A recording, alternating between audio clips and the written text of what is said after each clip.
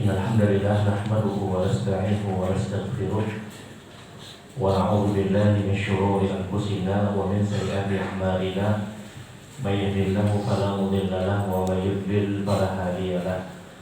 Asyhadu an la ilaha illallah wahdahu la syarika lahu wa asyhadu anna Muhammadan 'abduhu wa rasuluh.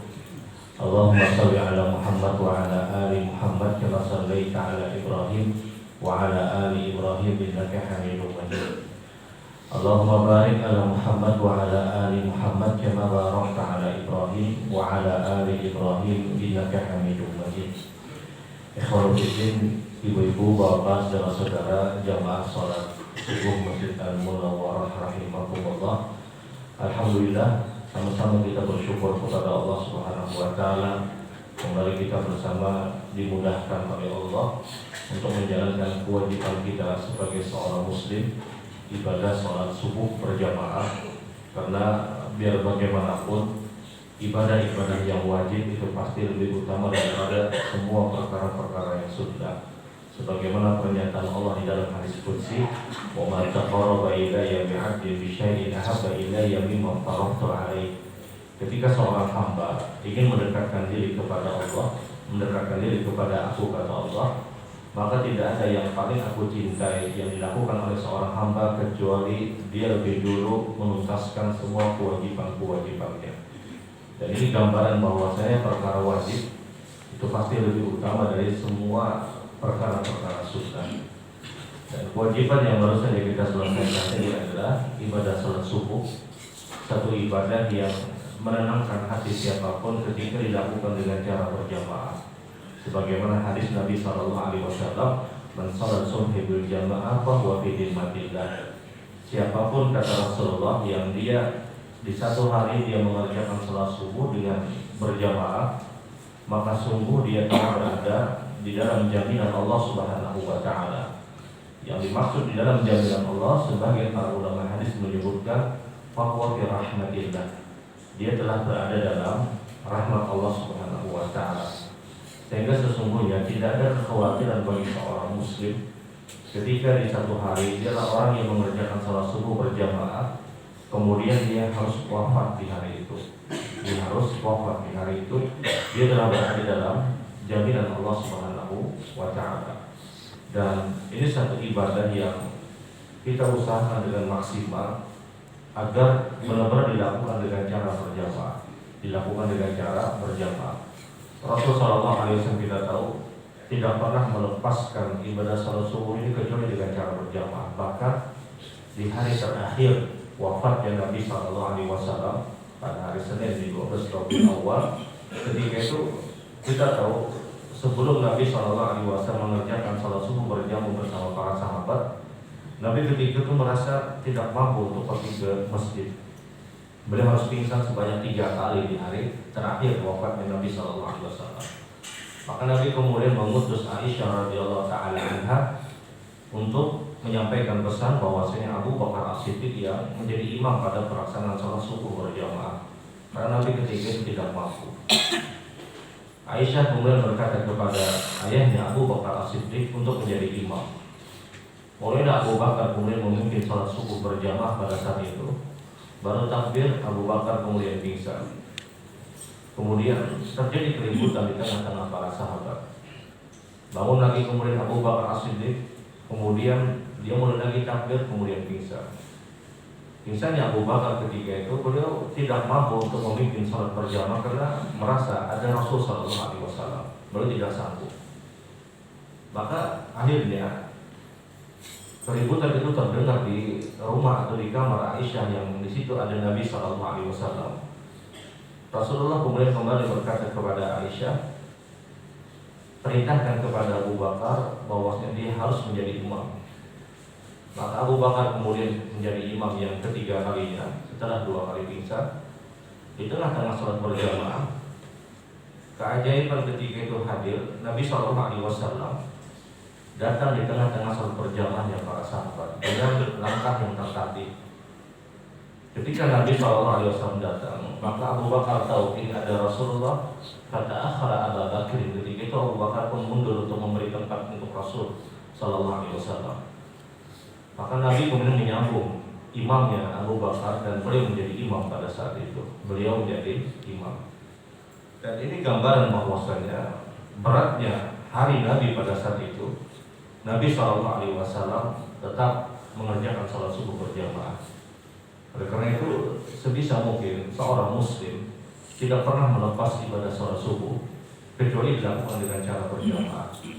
Dan memang mungkin kita dalam keadaan sakit, dalam keadaan berat mungkin, tapi sebisa mungkin untuk mengerjakan sholat subuh dengan cara berjamaah. Dan ini berlaku baik laki-laki ataupun perempuan. Mu'adz bin Jabal, Anas bin Malik, ini dua sahabat Rasul SAW yang punya kebiasaan setiap selesai ibadah sholat subuh mereka pulang ke rumah-rumah mereka. Mereka pulang ke rumah-rumah mereka. Nabi SAW bertanya kepada Mu'adz dan Anas bin Malik, kenapa kalian tidak lebih dulu berzikir? Tunggu dulu, kata Rasulullah, jangan pulang dulu, kata Nabi.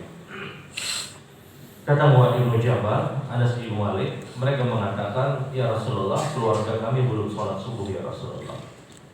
Maka pulanglah Mu'adz bin Jabal, Anas bin Malik untuk kembali sholat subuh dengan istri-istri mereka. Untuk apa? Untuk mendapatkan fadilah keutamaan ibadah sholat subuh. Dan ini dalil pelajaran kepada kita bahwasanya seorang yang sudah mengerjakan ibadah sholat, dia boleh kembali untuk mengerjakan sholat agar orang yang belum mengerjakan sholat mendapatkan pahala jamaah. Agar orang yang belum mengerjakan sholat wajib, dia bisa mendapatkan pahala jamaah. Sebagaimana ketika Nabi SAW selesai mengerjakan sholat asar, maka datang salah satu sahabat Nabi yang ketika itu terlambat belum mengerjakan sholat asar. Rasulullah tanya, apakah engkau sudah sholat? Belum ya Rasulullah. Belum ya Rasulullah. Maka Rasulullah kemudian berkata kepada para sahabat yang selesai sholat asar bersama Nabi, kata Rasulullah SAW, afala yatasaddaq bihadza rajul? Siapa yang mau bersedekah untuk orang ini? Siapa yang mau bersedekah untuk orang ini? Maka sahabat ketika itu melihat orang yang dikatakan Nabi, siapa yang mau bersedekah dengan orang ini? Sahabat berkata kepada Rasulullah, ya Rasulullah, orang ini tidak layak untuk mendapatkan sedekah karena pakaian yang dia gunakan tidak layak untuk mendapatkan sedekah. Ini orang mampu ya Rasulullah, orang yang mampu. Kata Nabi SAW, sholli bihadza rajul, salatlah kalian dengan orang ini, fa inna kana filatan falahu fardun. Engkau dapat pahala sunnah sementara dia dapat pahala wajib. Maka sholatlah sebahagian sahabat dengan orang yang belum sholat tersebut. Dari gambaran dari bahwasanya ketika kita selesai sholat berjamaah, kemudian ada orang yang belum mengerjakan sholat, untuk mendapatkan pahala jamaah, maka orang tersebut boleh mengajak orang lain yang sudah mengerjakan sholat untuk ikut sholat berjamaah bersama dia. Dan orang yang sudah mengerjakan sholat berjamaah, dia mendapatkan pahala sunnah, sementara orang yang baru mengerjakan sholat berjamaah, dia mendapatkan pahala wajib dan dia mendapatkan derajat yang 27 tadi. Jadi ini gambaran bahwasanya khusus ibadah sholat subuh juga tentunya jangan pernah kita melepaskan kecuali dengan cara berjamaah, karena sayang ini ibadah yang boleh jadi tamu kita, bahkan ini bekal kita terbaik di hari hari kita. Selain tentunya amalan-amalan sunnah yang lain, ada 3 hal kata para ulama. Ada 3 hal yang harus dihadirkan ketika seseorang itu ingin cepat mendapatkan rahmat dari Allah Subhanahu wa taala. Yang pertama adalah ibadah sholat subuh berjamaah. Ya, kalau seandainya dia diwafatkan di hari itu tidak ada kekhawatiran. Ingat, selama dia bukan orang yang melakukan kesyirikan, selama juga dia adalah orang yang menjaga kezaliman antar manusia. Yang kedua kata para ulama adalah dia tidak pernah melepas sayyidul istighfar.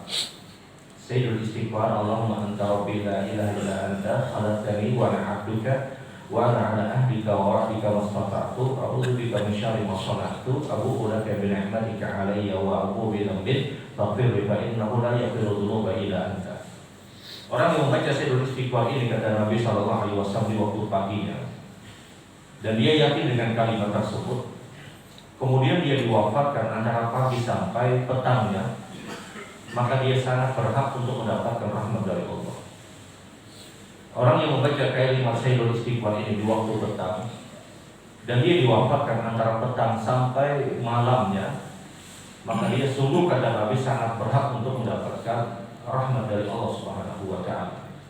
Sayyidul Istighfar ini kalimat atau zikir yang wajib untuk kita hadirkan setiap harinya. Kalau kita berhasrat ingin mendapatkan rahmat dari Allah, kalau kita ingin mendapatkan rasa aman, tidak ada kekhawatiran kalau seandainya harus diwafatkan di hari itu, dia baca kalimat Sayyidul Istighfar. Orang-orang terbaik sebelum kita, para generasi tabi'in, mereka bahkan mewajibkan anak-anak mereka untuk membaca kalimat Sayyidul Istighfar. Sampai disebutkan dalam sejarah, mereka tulis di tembok-tembok rumah-rumah mereka kalimat Sayyidul Istighfar agar apa? Mengingatkan kepada keluarga mereka. Mengingatkan kepada keluarga mereka. Ya, kalau kita mungkin kalau usah tulis-tulis di tembok, ya mungkin ya sudah bisa di fotokopi dan yang lainnya. Dia baca di rumah-rumahnya. Dia baca untuk istrinya, dibaca anak-anaknya, karena ini sangat-sangat bermanfaat, sangat-sangat bermanfaat. Dia benar-benar mendatangkan rahmat dari Allah Subhanahu wa ta'ala. Amalan yang ketiga yang harus dihadirkan di setiap hari agar mudah sekali untuk mendapatkan rahmat dari Allah adalah sebagaimana yang baru saja kita lakukan, yaitu membaca ayatul kursi di setiap selesai sholat-sholat yang 5 waktu. Rasul sallallahu alaihi wasallam bersabda, kata Nabi, kata Rasul sallallahu alaihi wasallam, man qara ayatul kursi fi kulli duburi min as-salati al-maktubat lam yamnahu dukhulul jannah al-maut. Siapapun, kata Nabi sallallahu alaihi wasallam, yang dia membaca ayat kursi di setiap selesai salat yang 5 waktu, tidak ada yang menghalangi dia untuk berada di dalam surga Allah setelah kematian orang itu. Artinya orang yang baca ayat kursi di setiap selesai salat yang 5 waktu, tidak ada yang menghalangi orang ini untuk berada dalam surga Allah nanti setelah kematiannya. Artinya setelah dia meninggal dunia, dia sangat-sangat mudah untuk berada dalam surga Allah Subhanahu wa ta'ala. Ayat kursi itu mutlak dihadirkan. Dan kita tahu urutan zikir adalah pertama di istighfar, astagfirullah, astagfirullah, astagfirullah. Dia baca Allahumma antas salam wa minkas salam tabaraka ya dzal jalali wal ikram. Kalau dia sholat subuh tadi, maka dia langsung masuk la ilaha illallah wahdahu la syarikalah lahul mulku wa lahul hamdu yuhyi wa yumiitu wa huwa ala kulli syai'in qadir. Atau tidak menggunakan yuhyi wa yumiitu pun hukumnya boleh. Dia baca 10 kali pada posisi kaki tetap bertahan sebagaimana dia berada di tasyahud akhir. Kemudian selesai itu dia bisa bersila, kemudian dia baca zikir yang lain. Dia bisa baca la ilaha illallah wahdahu la syarikalah lahul mulku wa lahul hamdu wa ala kulli syai'in qadir. Allahumma la mani'a lima a'taita wa la mu'tiya lima mana'ta wa la yanfa'u minkal jadd. La ilaha illallah wahdahu la syarikalah lahul mulku wa lahul hamdu wa ala kulli syai'in qadir. La haula wa la quwwata illa billah. La ilaha illallah wa la na'budu illa iyyah. Lahu ni'mal wa lahu fadl wa lahu sana'ul husna. La ilaha illallah mukhlishina lahu din wa law karihal kafirun. Kemudian subhanallah 3 kali, alhamdulillah 3 kali, Allah akbar 3, subhanallah 33, alhamdulillah 33, Allah akbar 33. Dia tutup la ilaha illallah wahdahu la syarikalah lahul mulku wa lahul hamdu wa huwa ala kulli syai'in qadir. Kemudian dia baca ayat kursi, Al-Ikhlas, Al-Falaq dan An-Nas. Ini zikir yang paling sempurna di setiap selesai sholat subuh.